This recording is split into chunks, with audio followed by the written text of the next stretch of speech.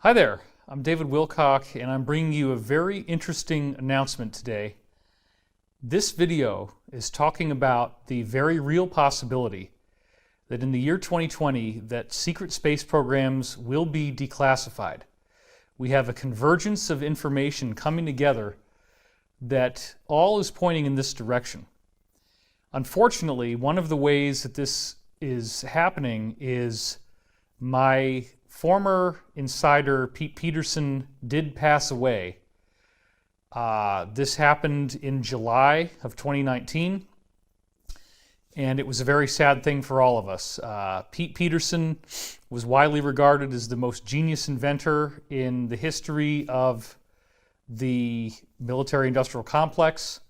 There are at least 50 different unique patents that he came up with on his own, many of which probably evolved into multi-billion-dollar industries within the classified world.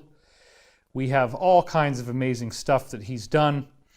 I was his friend from 2009 up until his death, talking to him an average of twice a week.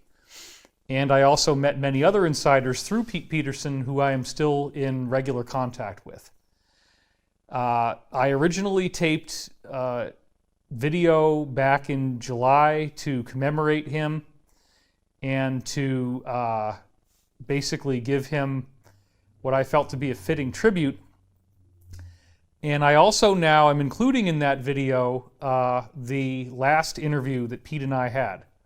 If you haven't followed this story, Peterson claimed to be working within groups where there was extraterrestrial technology that had been back-engineered into operable devices, including anti-gravity systems, free energy systems, portal travel.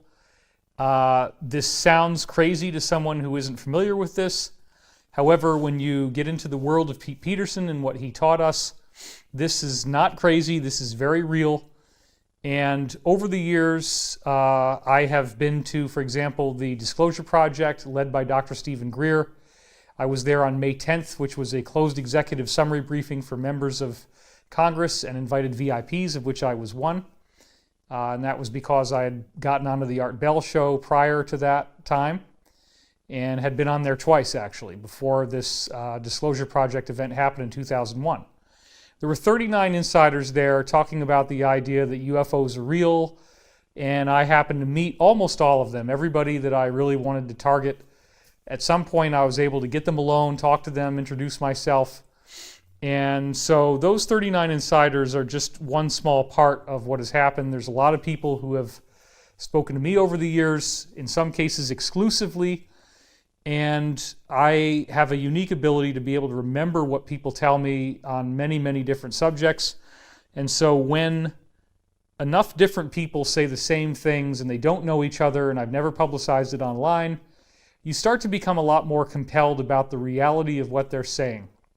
So Peterson was really the master. He was the best out of all the insiders I had. And beginning in 2009, he started to share all kinds of things with me about, for example, an alliance that had formed within the military, the intelligence communities, both in America and around the world, working to defeat what we now call the deep state. It's also been called the New World Order, the Illuminati, this kind of thing. Pete was getting these briefings in a SCIF room, or sensitive compartmented information facility. It was very, very secretive, and I found out that the plan had been in place since the 1950s. It does now appear to be reaching its fulfillment. The things that we're seeing with the QAnon phenomenon very precisely dovetail with what Pete was telling me since 2009. And there's been a lot of infighting going on. There's a lot of underground bases. Pete said there was over, I believe, 270, 260 of them, something like this. These bases are very large. They can hold up to 65,000 people. And they have a bullet train system called the subshuttle that interconnects them. So within this world, if you can believe everything that guys like Pete have told us, and again, many other insiders confirmed very specific details, the U.S. government and other governments do have regular diplomatic relationships with a wide variety of extraterrestrial species. They are human or human-like. So many of them do look very similar to us, if not almost identical. That's another thing we've been misled about, the idea that they're all bug-eyed grays. That is not true. And they have technology that they've been sharing with us, and we apparently have been developing advanced technology of our own. So, before I get into the Pete Peterson tribute video, which will include audio from the last time that Pete and I spoke to each other that will have groundbreaking new intel that I guarantee you've never heard before, I want to talk about some very interesting things that have happened this year that are converging very nicely with what's going on with Pete Peterson. So let's talk for a moment about Salvatore Pais. And is it possible that this man is the greatest inventor in human history? Well, let's dive into this. This is the only picture of Salvatore Pais that I've ever been able to find, and it appears that he's clearly got his hands on two fighter jets. They look like maybe F-16s or F-18s, something like that. Maybe they're even F-14s. I'm not exactly sure. But when we zoom in up close, you don't even really get a whole lot of detail on his face, as you can see there. Why am I bringing this guy up?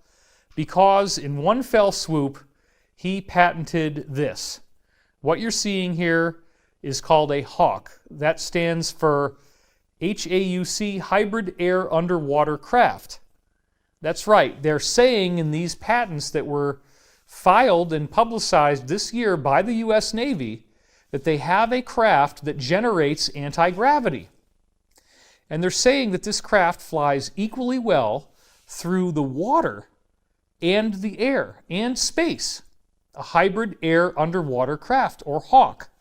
And when you look at this illustration, you can clearly see that it appears to be a flying triangle.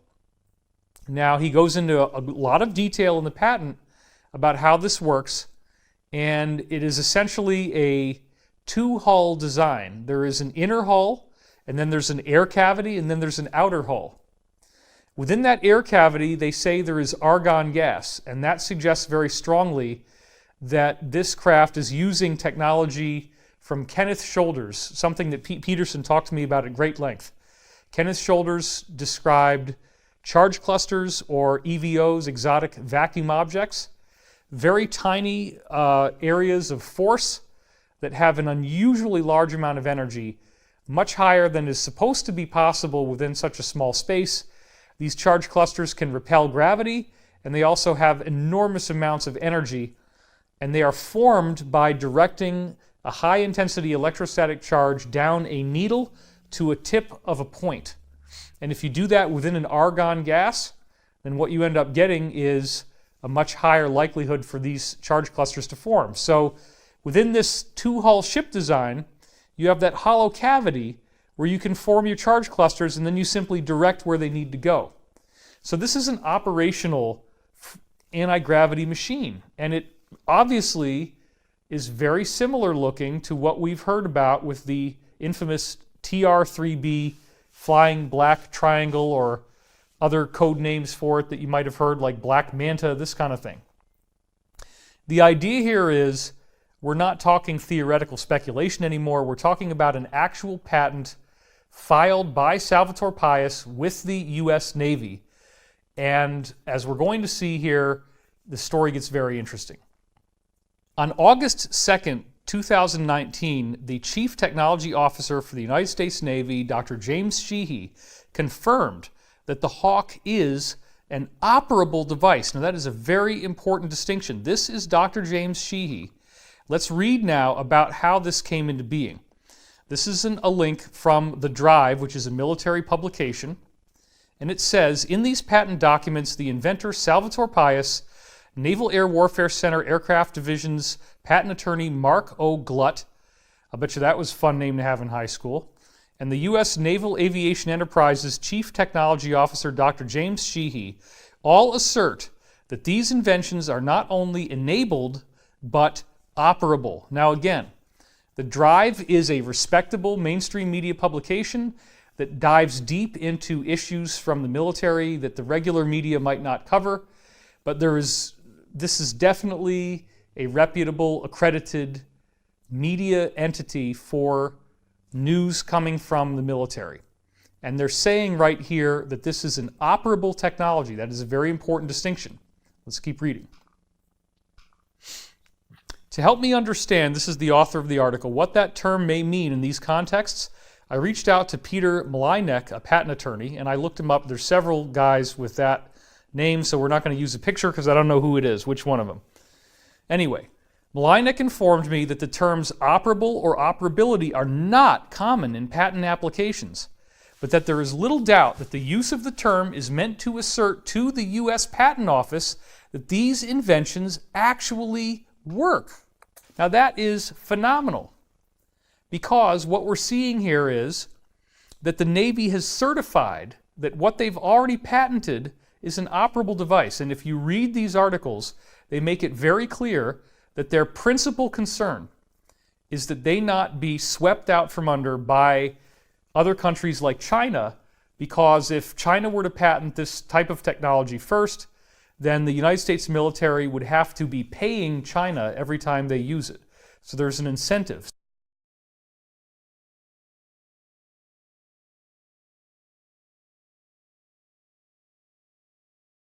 So, wait a minute, David, let's just stop. You're talking really fast, man. Just slow down. Give it to me straight. I'm going to give it to you straight. The Navy has anti-gravity. It looks like the TR-3B, and it frickin' works. They've said, they've certified in writing with the Patent Office, this is an operable technology. It is not theoretical. They already have anti-gravity. And what does that mean? That means the thing can fly underwater. It can fly through space, and if it can fly through space, then they very likely have already done this for a long time. They have bases on the moon, they have bases on Mars, and they have bases on other planets and satellites in our solar system. And that's exactly what insiders like Pete Peterson told me, and what you're going to hear him say in what now unfortunately is his deathbed interview. The last time I ever got to speak to him, about a month before he passed away from an accidental injection. That's going to become a very important part of this video that we didn't get at the time the video was taped. The death was suspicious for reasons you're going to see in this video. We didn't know whether it was a natural death or not, but he sounds fine, as you'll hear in the recording. No, we found out it was an accidental injection. I don't know if that means a gas bubble or morphine or what, but it's very, very peculiar, especially because the deaths of two other important insiders happened almost simultaneously with this. Okay, the next big piece of news that we need to look at comes from September 26th, 2019, in which the U.S. Navy patents a free energy device. And this is exactly the kind of device that you could drop into a craft like the Hawk. It's, in some cases, only 0.3 meters wide, which means basically 1 foot, so it's like this big. Now let's dive into that a little bit. Here is an image from this free energy device, this compact fusion reactor as they call it. Now notice that in both Figure 1 and Figure 2, you have points that are directed at a center. Now those points could very well be generating Kenneth Shoulders charge clusters or exotic vacuum objects, just what I was telling you about before. They have to direct electrical charge down through a needle point, and then they come out and they're very highly energetic. And so if you generate a whole bunch of them, you would definitely have a free energy device. That is exactly what this thing looks like it's doing. The whole epicenter of the technology is how these points are converging on a center. That's exactly what we'd expect to see with anybody developing the Kenneth Shoulders technology into an operable patent. And it can generate a terawatt for as little as 1,000 watts of input power. That is incredible, because a terawatt is 1,000 gigawatts. And let's be clear that the Palo Verde nuclear plant, which is America's biggest domestic power plant as an actual nuclear power plant in Arizona, it only generates 4 gigawatts. Even the very, very best nuclear technology that we have on aircraft carriers only does 700 gigawatts. But again, you could power a whole city off of 4 gigawatts. Now here they're saying this thing could actually do 1,000 gigawatts, a terawatt, for something as small as a basketball, and that it actually could use as little as 1,000 watts of input power. This is fantastic. And the inventor, again, is none other than Salvatore Pais. Again? Really? Salvatore Pais is like the greatest genius we've ever seen. The guy simultaneously invents free energy and anti-gravity, and he patents it. And part of the free energy device, by the way, includes him developing a room temperature superconductor. Now let me just explain what that means.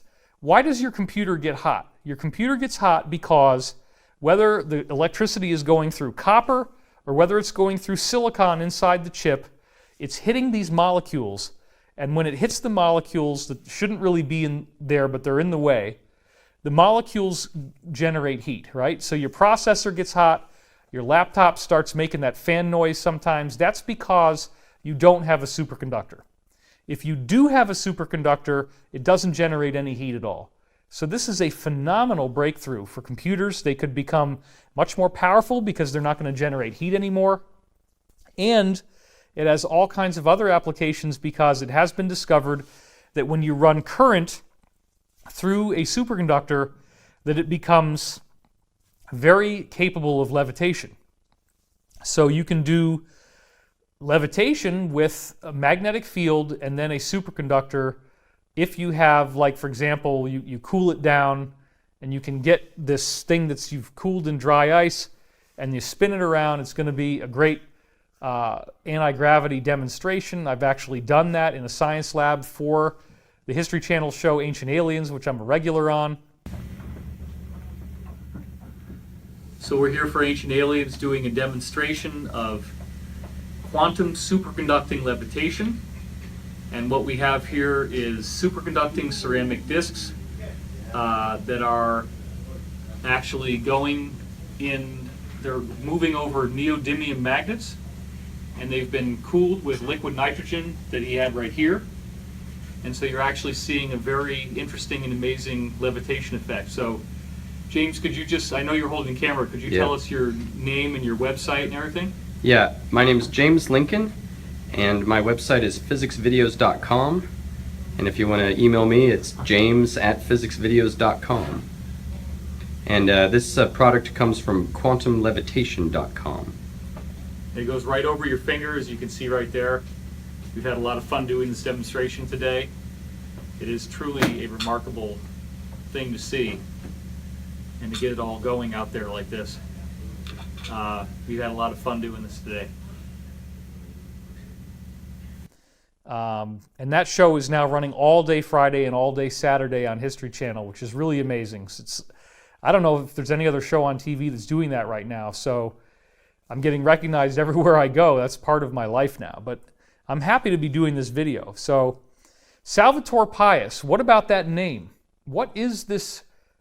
Is there anything else going on here? I mean, I'm not denying that there could be an inventor who's enough of a genius to do something like this, because I certainly know Pete Peterson firsthand for many years, and he invented a whole variety of things. But does the name Salvatore Pais actually mean anything else? Well, it turns out, thanks to one of our readers, that we found out that Salvatore Pais in Spanish actually means the savior of our nation. Salvatore, savior, Pais, nation. The savior of our nation. Well, wow. If there really is a guy named Salvatore Pais, he may very well have been chosen for this role of disclosing this technology. It's as if the Navy wanted us to figure this out.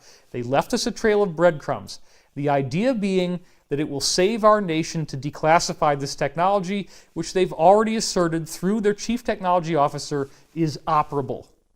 Wow, that's just crazy, because with this operable technology being declassified, it would save our nation. We no longer will need fossil fuels. We no longer will need roads. We can be traveling throughout the solar system. The best versions of this technology travel so fast that you can get anywhere in North America in 90 seconds in these craft. I'm literally not kidding. 8 hours to the moon. It becomes a very manageable trip, and now a lot more things are possible. We can mine through our solar system. We can have a much greater solution for overpopulation. There's lots more places for us to migrate. And NASA has also recently been telling us that all of these different moons throughout our solar system are loaded with drinkable water. You can go look that up. I've talked about it in my latest book, The Ascension Mysteries. So it could save our nation. If we have clean energy, we don't need to pay for it anymore. That gets us off of the need for a financial system ultimately. It may not happen right away, but if you look at typical Keynesian economics, the economy is based upon capital, and capital is basically energy, or that which we need to generate things. So capital, at least energy, is one of the most important sources of capital.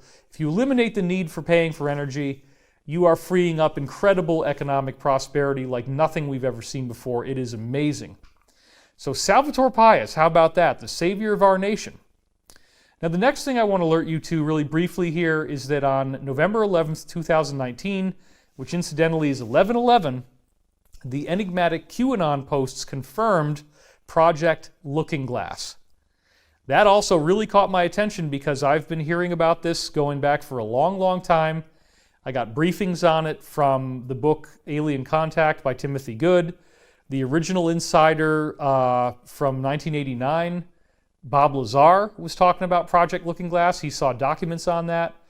I had a variety of people giving me information on that, going all the way back to guys like Robert Lucian Howe in the late 1990s. He was on a Yahoo group. And I talk a lot more about that with Edge of Wonder, and there's a video coming up with them where I deep dive on that. So I'm not going to repeat all that work. They're going to be releasing the first one around Christmas, the second one around New Year's. So be on the lookout for my new Edge of Wonder video. And Project Looking Glass is apparently a technology that can see through time. And it's been something I've talked about for a long, long time. So it's very fascinating that Q has released this because many people are now aware. There's been over 500 Q proofs showing that these briefings are in fact coming directly from the current U.S. presidential administration. And so this is controversial because, of course, the mainstream media doesn't want to talk about it, but it can only go on like this for so long, and at some point we're going to get the truth. People will be very, very surprised because there's this whole effort going on to expose and arrest the deep state, including this massive number of sealed indictments, estimated by some accounts to be upwards of 140,000. And any one sealed indictment can have up to 39 co-conspirators listed in it. So this is a very big deal. This is not going to go away. You can't just expect this is going to end, and it's extremely fascinating to me. So here is the actual QAnon post. It's number 3585, where it says on November 11th, 11/11, Project Looking Glass going forward in order to look back. So very, very exciting stuff here. But this is the one that I had to get into this video and get it out to you as quickly as possible. On December 8th, 2019, we had a mind-blowing article show up where it says that secret space programs are about to be declassified, and this is not pseudoscience, it's not fringe, it's coming from, again, directly out of the U.S. Air Force this time, in a mainstream publication. Take a look. It says right here, Barrett and Rogers considered declassifying secretive space programs. Now, it doesn't say the secret space program or secret space programs, but it says secretive space programs. Basically the same word, except that secret becomes secretive with the extra IVE at the end. But it's basically the secret space program. I mean, there it is. Okay, now, let's go in and dive into this and read what it says. This is from defensenews.com. This is a totally reputable publication. You can see the link right here. The U.S. Air Force's top civilian and a key member of Congress, the top civilian of the U.S. Air Force, that's very important, and a congressional member, both agreed on Saturday that they need to declassify a large amount of information about America's military space programs to both intimidate foes, enemies, and encourage support among the public. Holy gosh. Declassifying some of what is currently held in secure vaults would be a good idea, according to Air Force Secretary Barbara Barrett during a panel at the Reagan National Defense Forum. You would have to be careful about what we declassify, but there is much more classified than what needs to be. Well, what exactly do you mean there, Barbara? Well, here's another picture of her. I mean, this is mind-blowing. She's literally the Secretary of the U.S. Air Force. Okay? Fellow panelist Representative Mike Rogers, the representative Republican from Alabama, said he met with the secretary earlier in the week to discuss that very issue and said that the information on space programs is overwhelmingly classified. Well, what do you know about that? It's right here. They need to declassify this stuff. It's overwhelmingly classified. They're talking about military space programs. People are seeing these craft. You have the USS Nimitz thing, the Tom DeLonge thing, 2004 USS Nimitz incident, and now they're saying they're going to declassify this stuff. This is real. So here is Representative Rogers, and you can see right there on his name tag, they're calling him Mr. Rogers. Well, Mr. Rogers is going to have a very good day in the neighborhood. That's all I can say about that. A beautiful day in the neighborhood.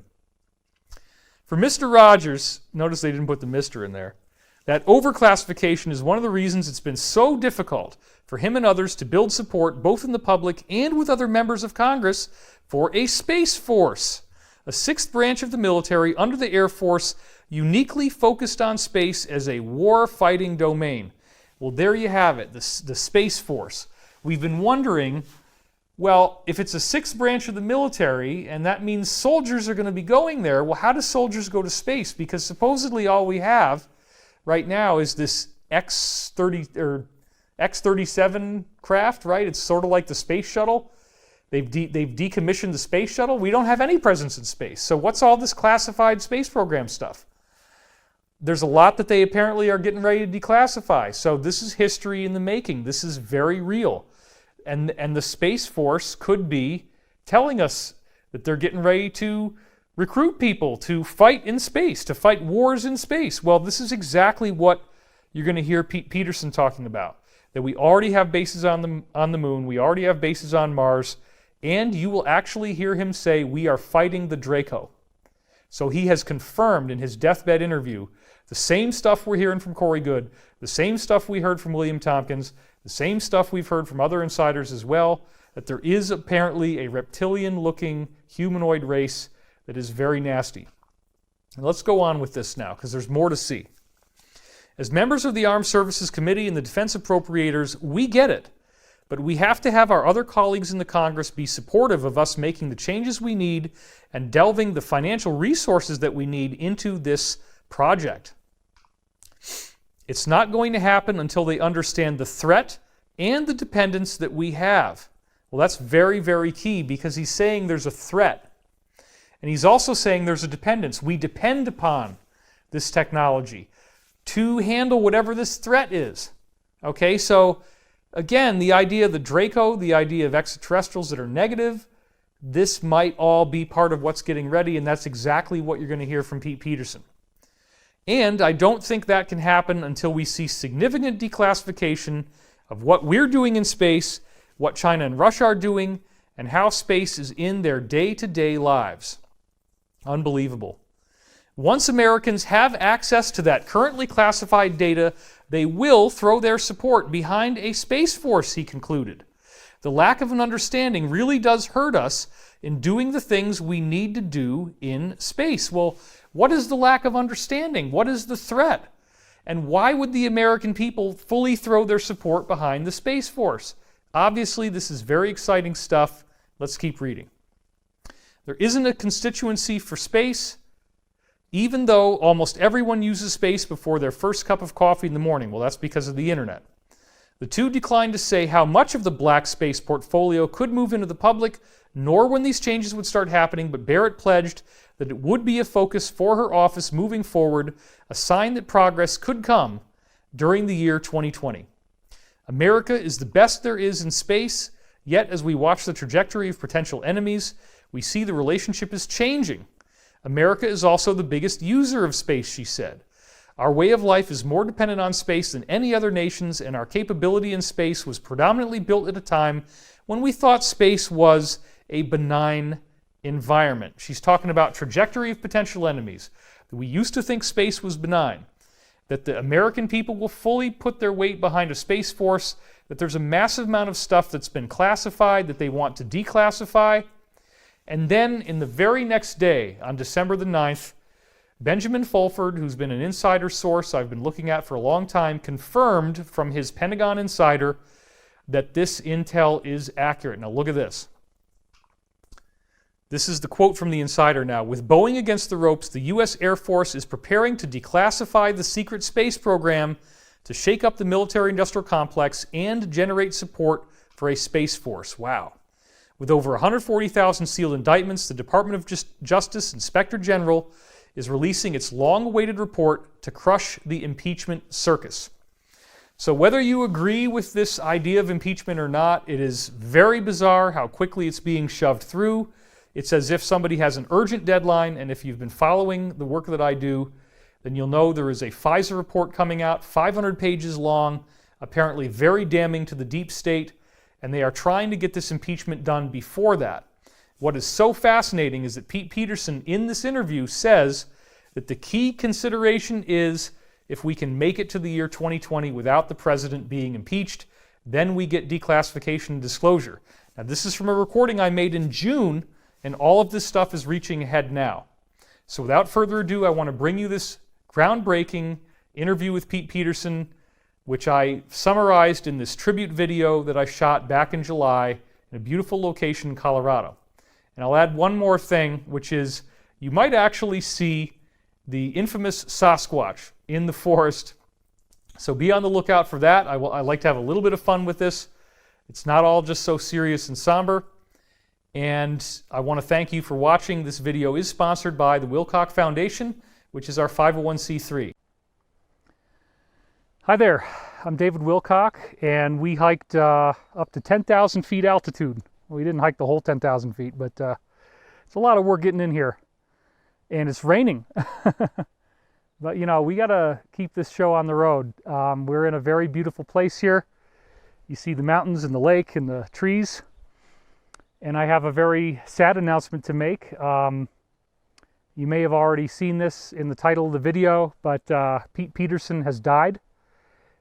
He was my #1 insider. I met him through Project Camelot in 2009, and he became the #1 guy teaching us about the Alliance, which is this international coalition that is working to defeat what has been called the Illuminati, the New World Order, the Deep State, whatever names you want to use. Way, way, way before QAnon, which only started in October 2017. In 2009, I was getting briefings from Pete Peterson about this alliance. Just to give you a backstory, in case you didn't know who he is and why this is significant, Pete Peterson did work for the Reagan administration. He was a part of what's called Majestic, which is a lot more than 12 guys. It's not just Majestic 12. And one of the secrets is the spelling of Majestic with J refers to Her Majesty, because all this is ultimately being controlled by the British Empire. Now, what do I mean, all this? Pete Peterson claimed to have worked in highly compartmentalized programs in which UFOs are commonly known to exist within the military-industrial complex. And it sounds crazy to most people. You know, there are people out there denying your credentials, denying that you really did and said the things that you did and said. But I've met multiple insiders through you that you introduced me to who have confirmed many of the things that you've said as being true and totally real. Well, they never did like me to talk much about it, and I never did talk much about it. And then those people have since passed away. I mean, I've been doing this since I was about 18 years old. Right. And interestingly enough, he was involved in a program called White Star Ranch from childhood, in which he was trained to interact with extraterrestrials directly. This is something that's been going on within the secret government since at least the 1950s. There were treaties in place, secret treaties. We don't really know how far back this stuff goes. I've heard from certain insiders that there were extraterrestrials materializing in all of the offices of the presidents of the United States going back to the Revolutionary War, the signing of the Declaration of Independence. Do we have people coming up the trail? Okay, no, good. Not at the moment. I mean, they probably won't be able to be heard. Yeah. Ooh, we got some thunder there. So this is a guerrilla shoot. We're just doing this out in public, but it's a beautiful place. We got bugs, we got rain, we got thunder, but we're going to keep moving forward. So there were treaties in place with various extraterrestrials, and they were in the process of developing a secret space program. Now, Pete knew a lot about this.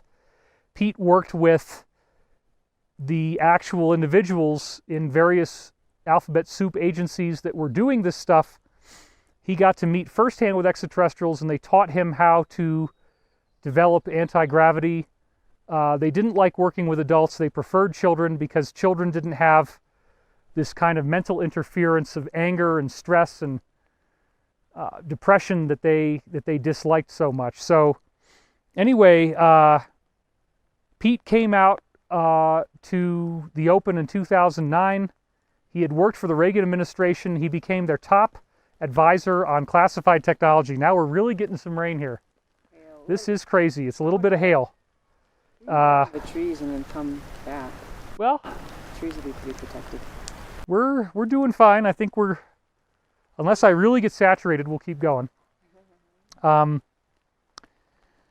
So it's sad because he died, you know, and I didn't know if we were going to get a chance to talk to him again. He had told me that he was now cleared by his allies to start talking about the 35 different, I believe it was 35, something like that, different off-plant locations.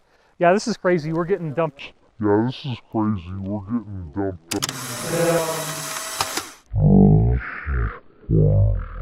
This is a guerrilla shoot. So yeah, we're getting pouring rain and hail. We're in the middle of a place where it would take us an hour and a half to hike out of here. I was hoping we wouldn't get any rain, but we are. So we got to just keep the tribute to Pete going, I guess.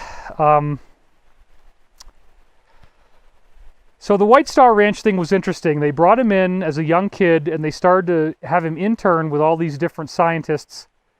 So he would do 6 months of training and then 6 months of actual hands-on work. And he worked with a lot of different interesting people in that process. And as a result, his claim was that he had the equivalent of multiple PhDs in different disciplines. And they taught him, most importantly, they taught him all about this classified technology. A whole lot of stuff. Well, look at that. The rain is easing. That's nice. They taught him a whole lot of classified technology, a whole lot of stuff that regular folks like you and I couldn't get our hands on. And his dissertation was on something called the informational field.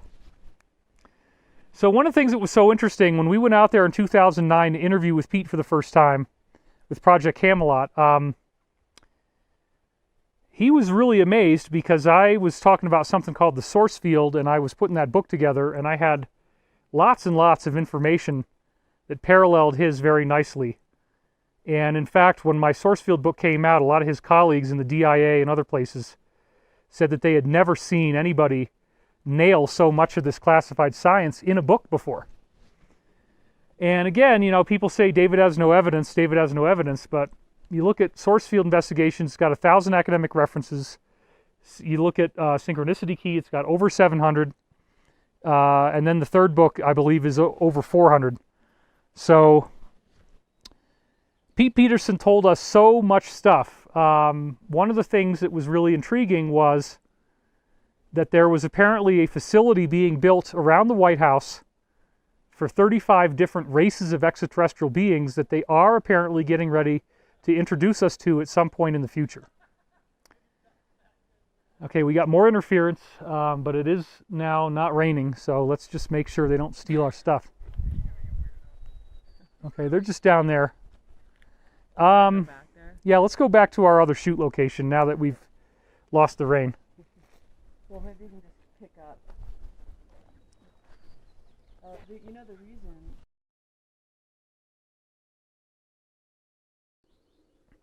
So Pete Peterson was part of a secret government program called White Star Ranch. And White Star Ranch was interesting because what they did is they got kids who were young and they brought them in to be trained by interesting PhDs that had access to classified science. So if you think that classified science is a recent thing, that would be incorrect. Classified science goes all the way back to guys like John Ernst Worrell Keely in the late 1800s, who demonstrated a flying platform that used tuning forks and sound. There was some type of acoustic system that he found that created anti-gravity with the combination of electrogravitics. And he navigated the craft by sound. That all got lost. One of the great early sites on the internet about free energy was called KeelyNet, and it was a whole site dedicated to the work of John Keely. Obviously, the work of Nikola Tesla was classified. He was exiled ultimately, and after he died, they went in and they got all of his papers. So that was in the 1940s, and apparently Einstein was working on stuff that he did not make public regarding the manipulation of the space-time fabric, as he called it. And Peterson was able to be brought in as a very trained person because Pete's grandfather, I believe, was Nikola Tesla's lab assistant in Colorado. So Pete's grandfather got to learn all kinds of really cool stuff about what was really going on with science. And Tesla, of course, was way, way ahead of his time. He had wireless electricity. He had all kinds of cool things, anti-gravity. There was a Tesla anti-gravity craft where lightning bolts would come off of it and hit metal as he was flying it. So Pete Peterson already had a really robust knowledge of science, and they brought him in and they started to train him in this White Star Ranch program. Unfortunately, he only opened up to me right near the end, right as we started to get rain, and when I was telling you this last time, he only opened up to me at the end about the fact that he had been brought to many off-planet locations, and I forget the number that he told me off the top of my head, but I believe it was more than 35. You also told me not too long ago that you have been on, you said that you have had 60 to 65 different off-planet locations that you actually visited, and that now you're authorized to talk about it, whereas before you weren't. Is that correct? Well, yes and no. There's some things I can talk about. There are quite a few of them that I know because I'm contacting them. I'm making a radio that can contact them, and it's a whole new type of radio. It'll be a whole new type of cell phone. And he couldn't talk about that in the past because he was under strict non-disclosure agreements with various agencies like the DIA, Defense Intelligence Agency, which seems to have been one of the main groups that he was working with based on various small things that he told me. So again, anybody who tries to say that Pete Peterson is a fake or a phony has not done the homework. I spent 2 hours at a time on the phone with Pete at least once a week up until he had this catastrophic injury last year where he hit his head on a toilet. He passed out in a bathroom. And when he came to, he was effectively a stroke victim who had lost his mind. But when I had my stroke, I was passed out for 3 weeks entirely. And then for 2 months, I didn't know who I was. I knew how to take care of myself in many ways. But there were a lot of things that I didn't know. Right. And then that all came back like just one night. Boom. They were giving me some new medicines and it brought it all back. Right. And they quit giving them to me and it quit coming back. Huh. So as a result, I couldn't remember the name of my favorite shopping store, which is Red Meyer. Right. And it's taken me Took me almost a year to be able to remember that name. Wow. Even though I could drive to it, I could go to it and go shopping, tell you where it was located, but I could not tell you the name of that store to save my ass. Wow.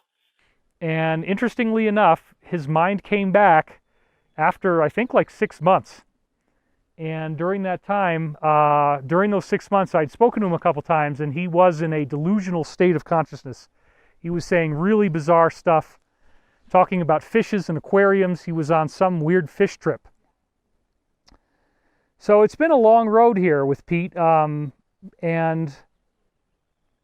the off-planet locations that he'd been to were for purposes of training. So extraterrestrials apparently were bringing the trainees out to their own planets or their own bases and their own ships.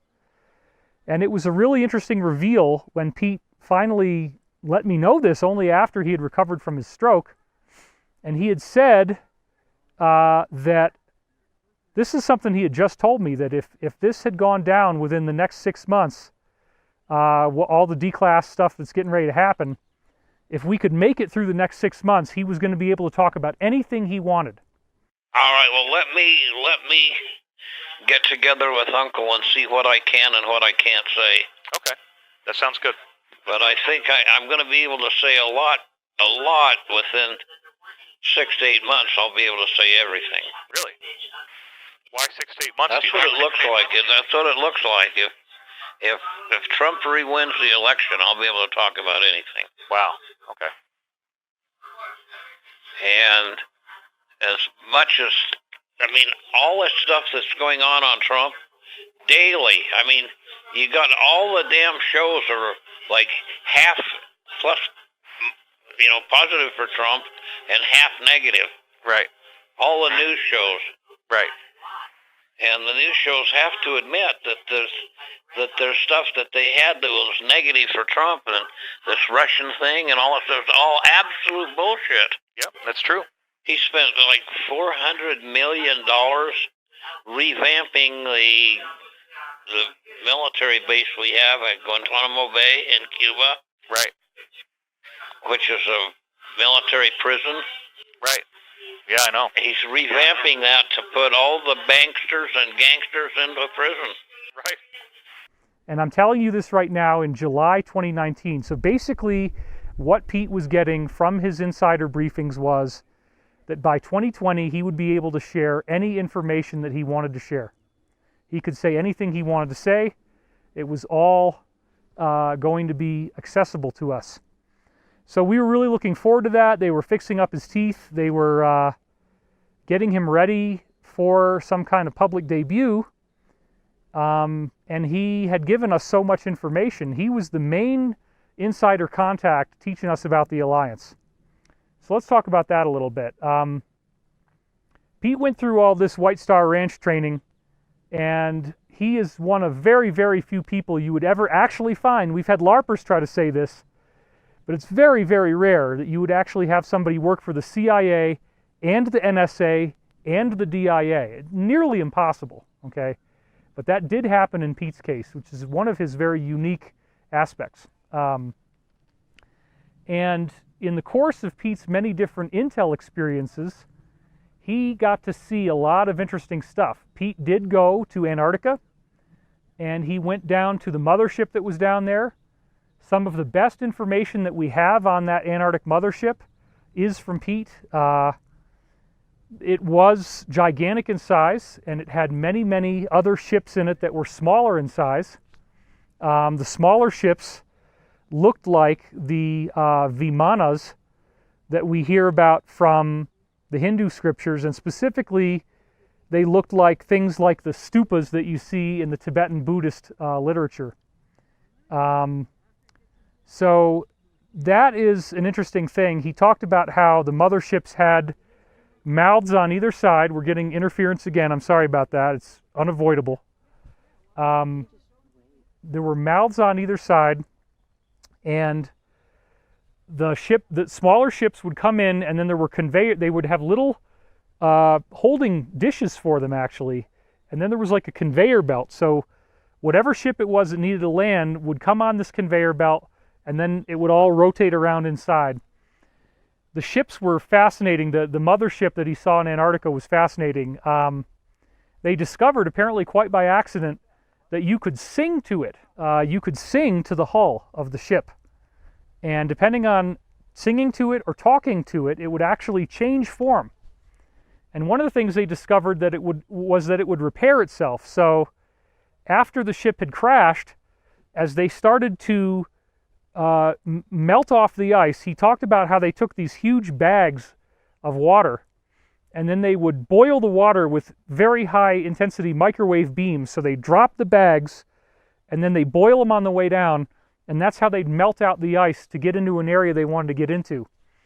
So they melted out this area around the ship and then they drained it out, and interestingly enough, the cracks from the ship having crashed would actually heal themselves as the ice got out of the cracks. The cracks would come together.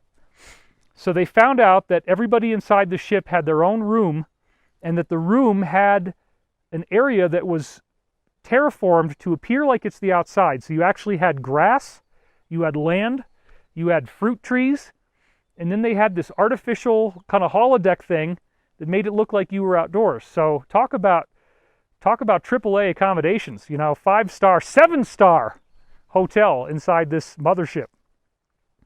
So that was very cool. And he also was at a base down there, which he gave it kind of his own name based on the movie Ice Station Zebra. That's not really what it was called. There is a pro word for Antarctica, which I'm not going to share, because that's still one way that we can tell who really knows who's actually been there. There is the pro word is something that you talk about where it sounds like a normal thing, but then people on the inside are like, oh, you're talking about that. And one pro word that we have talked about is the plan. And the plan was something drawn up in the 1950s to defeat this cabal / Illuminati / deep state group that was so malevolent and destructive.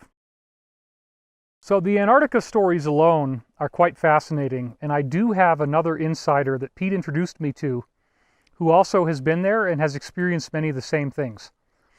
We heard about Antarctica from William Tompkins. We've heard about it from Emery Smith. We've heard about it from Corey Good. I heard about it from people who don't want to talk, like Bruce and Jacob. We heard about it from our old Montauk insider, Daniel. That's going now back to 2003 that I first started to talk to him, I believe. 2004 was what it was. So anyway, there's a lot of things going on behind the scenes, and Pete Peterson brought us so much wonderful information, so many things that were so fascinating, because there has always been a war on the inside about whether to tell us the truth or not. Anybody who thinks that the government could never keep a secret, they can't even hide a file in a filing cabinet, would be wise to remember that in the case of the development of the nuclear bomb with the Manhattan Project, you had 140,000 employees, I believe it was 120 or 140,000, some number like that, depends on which source you read. Let's say 140,000. 140,000 people working on the development of the nuclear bomb, so compartmentalized that until it exploded over Hiroshima, nobody knew we had it. They had it in multiple locations at multiple military bases, and they had signs up there that said, things like, what you do here, what you see here, what you say here, let it stay here. And it's like the hypnotic thing where it tells you in a rhyme, so it gets into your subconscious. Pete talked about working at the CIA and having mind-controlled shooters, lone gunmen, who were not the ones that it got pinned on necessarily, but they didn't remember doing the operation. And they would come back into the office and look at the television and see that there was this shooting tragedy that had happened, and they would actually walk in and say, oh my God, how horrible. This is such a tragedy. And everybody would remain quiet, and then as soon as the shooter left the room, they'd all start laughing. That was one of the things that led Pete to conclude that he had, quote-unquote, mud on his wheel of karma, that he wanted to come forward, he wanted to do right for humanity, and tell us what really had gone on and what he really learned. if you actually do an unbiased study of all the different insider testimonials, you will quickly see that this is not a lie.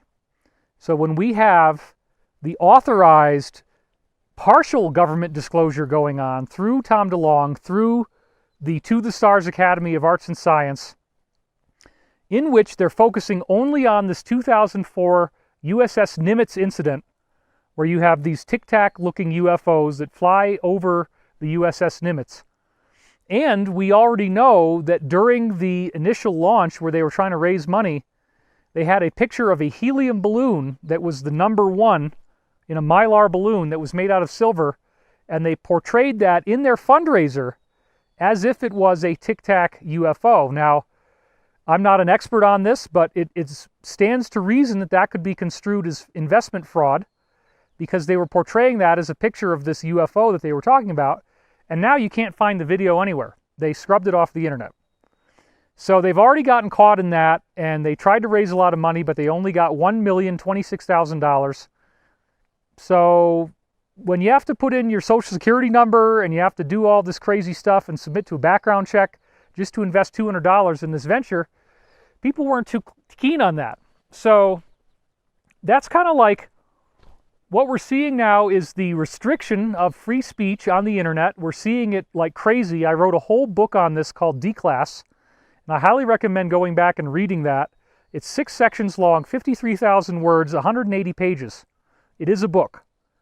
That'd be kind of a small book, but still, it's a book. So there's so much going on right now in which YouTube as a whole has been modified as a delivery system for mainstream media content, which I guess would be good for you if you wanted to have cable, because now you don't need to pay for cable. You can get it on YouTube for free, right? They're just pushing it on us now, but there's probably still reasons to have cable as well. You know, stuff you're not going to get on YouTube. But then that's the YouTube Premium, I guess, you know. So anyway, we are being attacked. We are being shadow banned. We are having all of our links banned. It's crazy how much big tech is attacking us. But don't let this fool you. It is happening because we are winning. It is happening because disclosure is happening. And it is happening because we are getting towards the victory. In other words, Pete said that unless our president gets impeached, within 6 months he could talk about everything he knows. No restrictions. That's 2020. So there's something that was going to go on between now and the end of the year that would make it just open season for insiders. And so we all have a role to play in that process. We, as intelligent citizens, are working together to have disclosure. We want the truth, and there are some mitigating circumstances around what happened to Pete Peterson that I do feel we should talk about. So let's do that for a second, because this is valuable information that I feel does need to be shared. And it's why I hiked up 10,000 feet, out to this wonderful location to give you this. So there's another insider that I've talked about before. His code name was Woody. I didn't use the code name, but now it doesn't matter because he's also dead. And so therefore, there's no need to try to save him from being killed because he was killed, okay? Now, Woody was apparently the top person in the Western world with the Western governmental apparatus, okay, and whatever forms it is, both secret and overt, who was the signatory for any deals that were done with the real financial powers behind the Asians. This is the Dragon family. Okay, so had to stand up for a while because things are starting to get sore on that rock. But I wanted to tell you guys about another interesting angle of how this whole Pete Peterson situation has played out.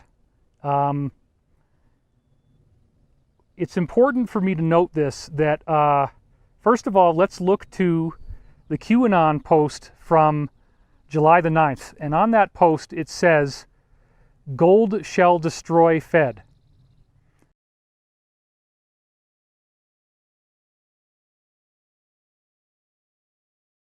And that they have the gold. Now, it is very interesting to note that, and July 9th is just a few days ago as the time that we're taping right now, okay? It is very interesting to note that that information corresponds precisely with data that we got from another insider who, for the purposes of this video, we will call Ward. I've talked to you guys about Ward before. I've talked to you about the fact that there is a financial ruling group in Asia that calls themselves the Dragon Family because they were the original dragon emperors of China. The Qing dynasty, which is what China is named after, Qin, that's where it comes from. And the original province is called Xi'an, Xian, which again is where this all started. There's over 120 pyramids in this Chinese area, and the terracotta soldiers were found inside one of those pyramids. They actually had to excavate and destroy the pyramid to find the entire army of the emperor that had been preserved inside. So the Dragon Family apparently are extraterrestrial humans. They look Asian, but they are not from Earth. There apparently are multiple planets that have humans that look pretty much exactly like people you would see on Earth. And that's one of the many really interesting things that we're going to learn as time goes on. I'm your host, David Wilcock, and we thank you for watching.